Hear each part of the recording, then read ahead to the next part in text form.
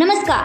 વર્ષ 2017માં પાટીદાર અનામત આંદોલન દરમિયાન નોંધાયેલ રાજદ્રોહ કેસ મામલે પૂર્વ પાસ નેતા હાર્દિક પટેલનું આજરોજ સુરત ચીફ કોર્ટમાં વધારાનું નિવેદન નોંધવામાં આવ્યું હતું. જે કેસની દલીલ અંગેની મુદત આગામી 20 ડિસેમ્બરના રોજ કોર્ટ દ્વારા આપવામાં આવી હતી અને સુરત કોર્ટમાં હાજર રહેલા પૂર્વ પાસ નેતા હાર્દિક પટેલ દ્વારા જણાવવામાં આવ્યું છે કે કોર્ટની પ્રક્રિયાનું હંમેશા માન સન્માન રાખ્યું છે. આજે કેસમાં ફર્ધર સ્ટેટમેન્ટ અંગેના જવાબો કોર્ટ સમક્ષ આપ્યા છે. કાયદાની પ્રક્રિયા કાયદાની રીતે કામ કરશે, જેમાં મારું વ્યક્તિગત સ્ટેટમેન્ટ હોઈ ના શકે, જ્યાં એકાદ બે મુદત બાદ કેસનો નિર્ણય આવી શકે છે.